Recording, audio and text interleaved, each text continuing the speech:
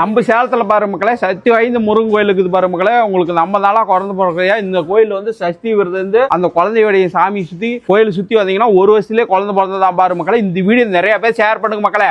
கிருத்திகை தோறும் மாசம் கிருத்திகை தோறும் சிறப்பான முறையில அப்ப முருகப்பெருமானுக்கு அபிஷேகம் நடைபெற்று சிறப்பான முறையில எல்லா பக்தர்களும் கிட்டத்தட்ட பாத்தீங்களா 400 பேர்ல 500 பக்தர்களுக்கு சிறப்பான அன்னதானம் பண்ணிட்டு இருக்கிறோம். ஆண் வேங்கை பெண் வேங்கைன்னு 2 மரங்கள்ல ஒரு குழந்தை வடிவேல சாமி செய்து குழந்தை இல்லாத தம்பதியினர் மருத்துவர்களை கைவிடப்பட்ட தம்பதியினர் வந்திருந்து இங்க தம்பதியினரா சேர்ந்திருந்து பூஜை சஷ்டியில விரதம் இருந்தா அகைப்பையில வரும்பாங்க. அகைப்பை என்பது கற்பப்பை. சஷ்டியில விரதம் இருந்து வரக்கூடிய தாய்மார்கள் இங்க வந்திருந்து நம்ம குழந்தை வேலை குமாரசாமிய குழந்தையா பெற்று கோயில கிரிவலம் வந்து அவங்க செல்லும் பொழுது அவங்களுக்கு ஒரு ஆண்டுக்குள்ளார ஆணோ பெண்ணோ புத்திர பாக்கியம் கிடைச்சு அருள்மிகு பாலமுருகன் திருக்கோயில்ல வந்து பல பேர் எடைக்கெடை போட்டிருக்கிறாங்க. கோயிலுங்க சஷ்டி விரதம் இருந்து இருக்கிறவங்க கண்டிப்பா குழந்தை ஆணோ பொண்ணோ இருக்கு, கன்ஃபார்மா இருக்கு.